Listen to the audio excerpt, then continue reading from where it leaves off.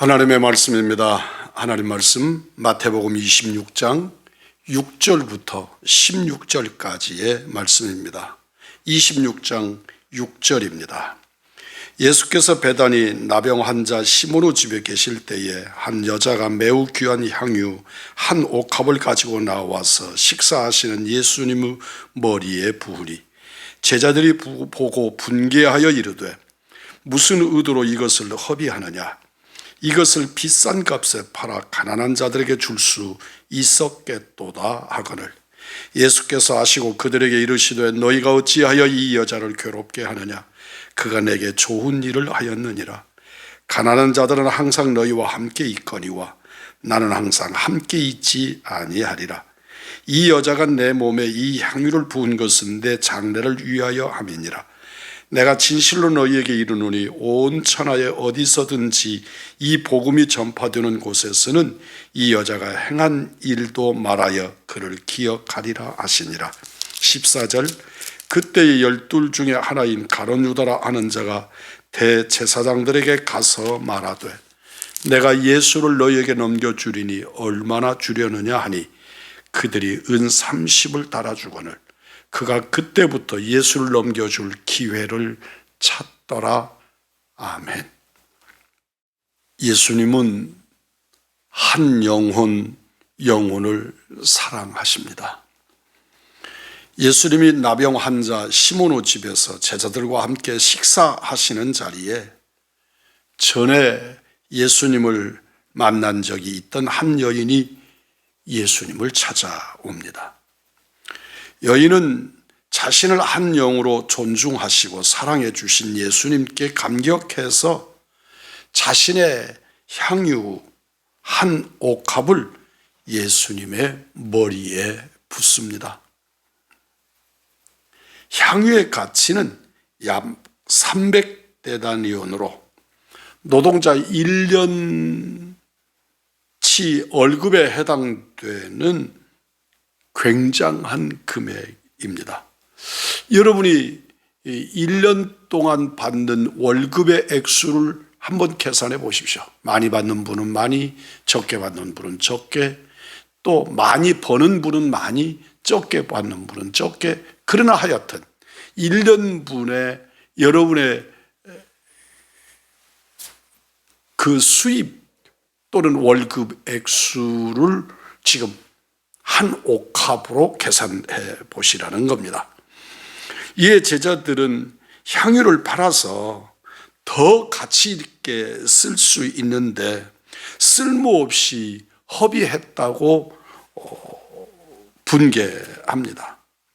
제자들은 여인이 체험한 사랑의 감격을 헤아리지 못하는 것이지요. 예수님은 향유보다 훨씬 더 존귀하시 우리 하나님이십니다. 기억해야 합니다. 우리 하나님의 교회가 일을 행할 때 세상적 가치 기준을 가지고 경제관념으로 일을 하게 됩니다. 그래서 때로는 교회 재정이 목회의 발을 붙잡기도 하고 우리들의 이러저러한 선한 계획들을 제안하기도 합니다. 그리고 교회는 자본주의 논리, 지금 제자들은 논리를 펴기도 하지요. 그게 세상이기도 하고 그 기준이 또한 우리들의 삶의 기준이기도 합니다. 그러나 한번 생각해 보십시오. 그보다 훨씬 더 값진 일들, 그게 사람들은 눈에는 값져 보이지 않는데 얼마나 놀라운 일입니까? 하나님의 말씀이 전파되는 곳마다 이 여인의 이 행위를 거룩한 행위로 소개하고 있습니다. 그리고 우리의 신앙의 교훈이 되기도 하고 있습니다. 예수님은 오히려 제자들에게 이 여인이 참 좋은 일을 했다고 말씀하십니다. 제자들은 예수님이 항상 함께 계실 것이라고 생각하지만 여인은 제자들이 미처 생각하지 못했던 예수님의 죽으심을 깨닫고 장례를 준비하고 있었다고 말씀하고 있는 것이죠. 여인은 자신이 받은 은혜에 감사하면서 예수님께 자신이 드릴 수 있는 최고의 사랑을 표현하고 있습니다. 여인은 예수님의 죽음을 존귀하고 가치 있게 만듭니다. 우리는 무엇보다도 주님과의 관계를 중요하게 여겨야만 합니다. 어제도 말씀을 드렸지만 주님과 우리들의 관계를 관념적으로 이해하면 안 된다는 겁니다. 그냥 그러는 거야, 그렇게 받아들이면 안 됩니다. 주님과 내가 인격적으로 만나야 된다고 말씀하시는 것이 바로 이런 의미입니다. 주님은 우리가 받은 은혜에 감사하며 헌신하는 아름다운 삶을 기대하십니다. 주님을 향한 뜨거운 사랑을 그 어떤 것보다 우선시하는 신앙인, 하나님의 사람, 예수의 사람이 되기를 원합니다. 이 여인은 주님의 죽으심을 생각하고 향유를 부었는데 제자들은 예수님과 함께 영원히 살 거라고 생각했단 말입니다. 오늘날 우리들이 이 방향을 딱 조금만 틀면 바로 이해가 가능한 말이죠. 우리들은 이 세상에 영원히 살 것처럼 생각합니다. 그래서 세상의 가치를 붙드는 거지요. 그러나 우리 주님은 우리에게 이 세상을 지나가는 여행하는 사람이라고, 여객이라고 말씀하십니다. 여인의 행위는 예수님의 미래를 예표하는 섬김입니다. 우리는 미래를 예비할 줄 아는, 하나님의 나라를 준비할 줄 아는 아주 믿음 있고 지혜로운 하나님의 자녀들이 되어야 될 것이고, 이 일을 우리 주님은 참 좋은 일을 행했다고 말씀합니다.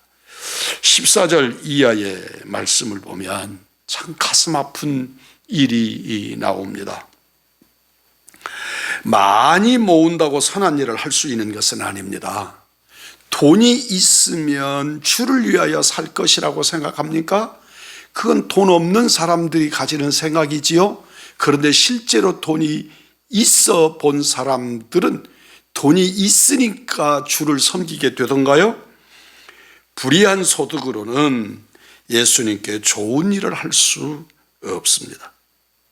가론 유다라고 하는 이 사람, 불의한 소득을 얻지만 그 불의한 소득의 결과가 곧 멸망이었다는 것을 이 사람은 미처 알지 못했습니다. 향유를 허비했다고 분개한 가론 유다는 재정을 담당한 제자였다고 말씀합니다. 아주 의미하는 바가 크지요. 재정을 맡아서 하나님께 크게 영광을 돌리고 하나님의 뜻을 이루고 하나님으로부터 복받은 사람이 있지만 그렇지 못한 사람도 있을 수 있습니다. 하지만 자신의 마음을 지키지 못하고 예수님을 대제사장들에게 넘겨주는 대가로, 성경은 넘겨주는 이렇게 표현을 하지만 예수님을 팔아먹는 대가로 은 30을 받습니다. 불의한 소득은 예수님의 마음을 아프게 할 뿐 그것은 자기 것도 되지 못하고 쓰지도 못하는 돈입니다. 오늘날 우리들에게 있어서 온갖 유혹들이 있습니다. 내가 가진 직책, 내가 가진 권력, 내가 가진 권위 등등의 무엇들을 가지고 내가 행하는 일들이 많지만 하나님의 영광을 위하여 드릴 수 있고 쓸 수 있고 그게 기쁨이 되고 은혜가 되고 감격이 되는 이렇게 얻어지는 성실한 결과가 되어지기를 원합니다. 불의하게 얻은 권력, 불의하게 얻은 명예, 불의하게 얻은 소득, 나를 멸망으로 이끌게 된다는 것을 잊지 않기를 바랍니다. 이 고난절에 진실로 십자가 밑에 무릎을 꿇는 선하고 복된 의의 백성들, 하나님의 백성들, 우리 왕의 믿음의 가족들이 되기를 주님의 이름으로 축복합니다. 죄사함과 그 은혜의 감격과 주님을 향한 참된 사랑이 아니고는 예수님께 좋은 일을 할 수 없음을 고백합니다. 주님을 깊이 사랑하게 된 구원의 감격 때문에 주님께는 더 드릴 것만 있고 사람에게는 나누어 줄 것만 있는 복된 참 좋은 일을 하고 사는 하나님의 자녀 그리스도인들이 되게 해 주옵소서.